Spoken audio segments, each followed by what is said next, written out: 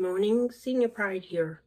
Um, we're coming up. It's the 29th of December, and we're coming up to the new year. So I thought I'd do something a little bit fun and a little bit educational.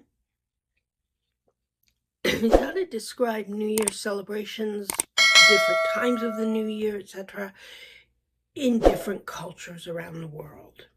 And we do know that the new year across cultures is kind of a universal time of renewal.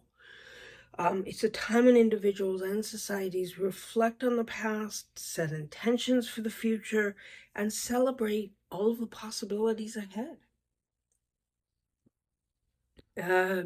We know that different cultures across the globe mark this special transition, this special day in a myriad of ways. It's influenced by historical context, spirituality, and cultural context. So much of the world does base the new year on the Gregorian calendar, which means they celebrate New Year's on January 1st. But it's important to note that not all of the world bases their calendar on the Gregorian calendar. So, for instance, there's the lunar, there's the solar, there's the blend of them.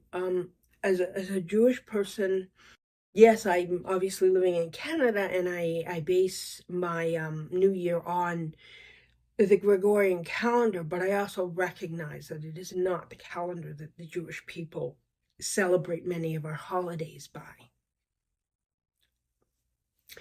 Now, despite the differences in culture and context and so forth, the one thing that is common, or the many common themes, are, for instance, the embracing of good fortune, the cleansing of the old, and the rituals of prosperity and happiness to bring in the new.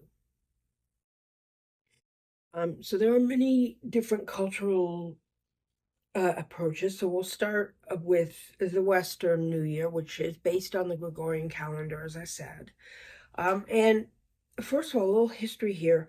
Pope Gregory the 13th in 1582 came up with the Gregorian calendar. It replaced the Julian calendar, which had some inaccuracies in measuring the year, based on solar activity, which is why the Gregorian calendar works a little bit better. And when you think of leap years, that's how we fix the small issue. The decision to celebrate the new year on January 1st stems from actually ancient Roman customs, where this date honored Janus, the two-faced god of beginnings and transitions. Janus was believed to look simultaneously into the past and into the future, which is a symbolic act that we mirror in modern New Year's traditions. In contemporary Western cultures, New Year's Eve, which is December 31st, is often that focal point of those celebrations. So as the clock nears midnight, people gather. They may count down the final moments of the year. There are fireworks displays, and you can think of like the ball drop in New York City. Fireworks and so forth in the Thames River, which in London, which draws millions of spectators. There are parties and gatherings. There's music, dancing, champagne toasts. People kind of get together. It's a ritual to share resolutions, which are personal goals or promises, which are generally aimed at self-improvement in the new year. Now, I'd love to know if you make New Year's resolutions or you don't, or any special ones that you've got. I think it would be wonderful for us to share them. Me, I'm not really big on New Year's resolutions. I was when I was younger, but something about it just struck me as I should be making resolutions all year round. So I would love to hear. And by the way, if you're enjoying this, please hit subscribe, share with people you know, hit like. Thank you. Okay, so what are some of the cultural variations in Western celebrations?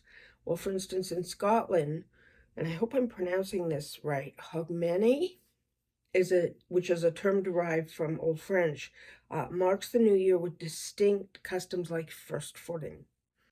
So this tradition involves being the first person to cross a neighbor's threshold after midnight. And they bring gifts such as coal, bread, or whiskey to ensure good luck. In Spain, alternately, an enduring custom involves eating 12 grapes at midnight, one for each chime of a clock, symbolizing hopes for the new year ahead. In the southern United States, the consumption of black-eyed peas and collard greens happens for good fortune because the colors represent coins and paper money. So, these customs, whether they're rooted in superstition or community bonding, underscore the Western emphasis on fresh start and the shared joy of ushering in a new year. Now, what about the lunar and Asian New Year traditions? In much of Asia, New Year celebrations follow the lunar calendar, creating vibrant and distinct traditions. So the Chinese New Year, also known as the Spring Festival, is among the most prominent. It begins on the first new moon of the calendar year, which is typically between January 21st and February 20th, and it lasts for 15 days. It's rooted in agricultural traditions and ancient myths, such as the legend of the Neyin monster. And the Chinese New Year revolves around themes of family unity, fortune, and renewal. There are symbolic rituals and decorations. So red, which is a color symbolizing good luck and warding off evil spirits, dominates homes and public spaces, and this can be from lanterns to door banners. Fireworks and firecrackers are used to scare away the neon, while dragon and lion dances bring prosperity. Families exchange red envelopes, and again, I hope I'm pronouncing this properly. They're called hangbao, and they are filled with money as a gesture of goodwill and blessings. Food plays a vital role with dishes such as dumplings symbolizing wealth and sticky rice cakes, nian jiao, representing growth and success. Any mispronunciations, I apologize in advance. In Korea, Seolal is a similarly significant celebration occurring on the same lunar calendar date as I just described. It emphasizes honoring ancestors through charye, a ritual offering of food and prayers at family altars. Koreans wear traditional hanbok, play folk games like yutnori, and eat taeguk, a rice cake soup said to grant symbolic aging for the new year. And apparently one cannot officially grow older with having a bowl of taeguk, without having a bowl. Vietnamese Tet shares many similarities with the Chinese New Year, but has unique elements as well. Families meticulously clean their homes to sweep away bad luck, and they honor ancestors by preparing altars with food, incense, and flowers. The kitchen god, believed to report each household's activities to the heavens, is sent off with offerings. Traditional Tet foods include bancheng, a square rice cake wrapped in banana leaves, which symbolizes the earth. Meanwhile, Japan's New Year, or Shogatsu, is celebrated on January 1st, aligning with the Gregorian calendar, but retaining many traditional elements. Preparation begins in December with house cleaning to welcome the Toshigami, or New Year deity. Families decorate their homes with kodomatsu, which is bamboo and pine arrangements, and shimenawa, and I know I pronounced that wrong, I do apologize, which are sacred ropes. Oseki ryori, a carefully arranged meal of symbolic dishes, is shared, and many visit shrines for Hatsumode, the first prayer of the year. So the Japanese customs are meant to highlight gratitude and new beginnings while preserving ancestral connections. There are also indigenous and tribal celebrations. So indigenous communities around the world celebrate the new year in ways deeply tied to nature and spiritual cycles. So for example, for the Hopi tribe in southwestern United States, the Soyal solstice ceremony marks the winter solstice and the beginning of a new ceremonial year. This sacred event includes rituals to welcome the sun's return, prayers for harmony, and the carving of Kachina dolls, which represent spiritual beings. In the Andes, the Inti Raymi festival, though traditionally held in June to coincide with the Southern Hemisphere's winter solstice, serves as a New Year celebration for the indigenous Quechua peoples. Dating back to the Inca Empire, this event honors Inti, the sun god, and features offerings of food, music, and dance. Though adapted in modern times, it remains a vibrant reminder of Andean cultural heritage. For the Maasai people of East Africa, the new year aligns with seasonal rains and the cycle of cattle, a cornerstone of their livelihood. Celebrations involve communal feasts, singing, and jumping dances, which showcase the community's resilience and connection to their environment. These indigenous practices highlight a deep reverence for the natural world and its rhythms.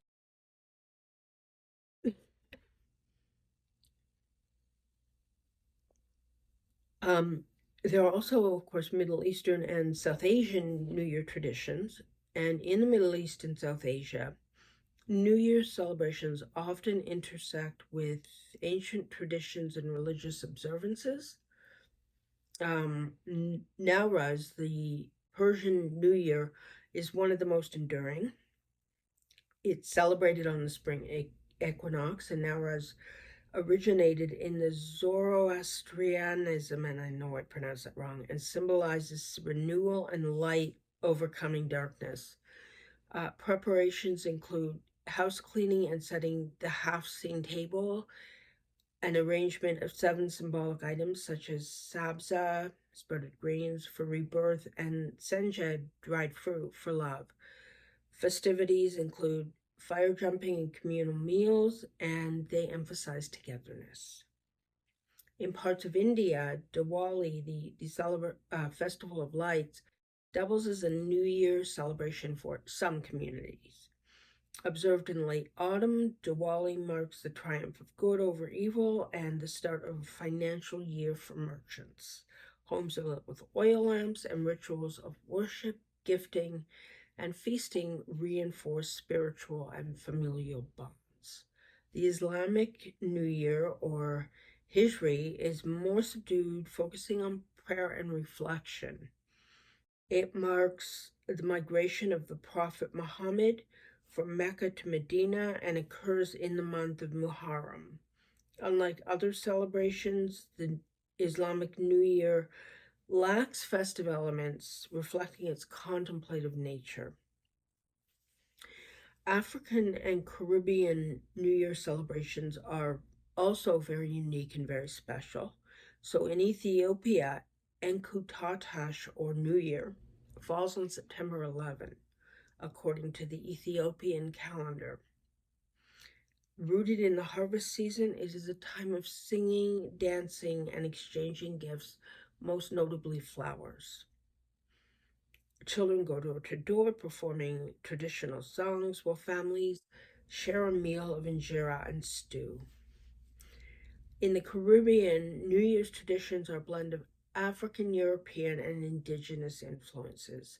Countries like Trinidad and Haiti hold vibrant parades with music and dance reflecting their multicultural heritage. Carnival traditions often coincide with New Year's celebrations, creating a festive atmosphere that's filled with color and rhythm. There are some unique and unconventional New Year traditions. So, for instance, in Thailand, Songkran, celebrated in April, is a water festival marking the start of the Thai solar calendar. Water fights in the streets symbolize cleansing and renewal, while families visit temples and wash Buddhist statues. In Spanish-speaking countries, these unique traditions abound. In Ecuador, people burn effigies representing the old year to ward off bad luck, while in Mexico, wearing red underwear signifies love and yellow underwear attracts prosperity. So obviously there are a variety of celebrations based on different calendars. What they all have in common, as I said, they reflect human culture, they reflect growth. They all underscore a shared yearning for hope, joy, and renewal. These aren't just about marking the passage of time. They are opportunities for their communities to reflect on their values, express gratitude, and to set their goals or intentions for the future. It's important, I believe, that we preserve these traditions, these unique customs, while embracing that shared spirit of renewal, because it honors both the cultural heritage and that universal human desire for connection and hope.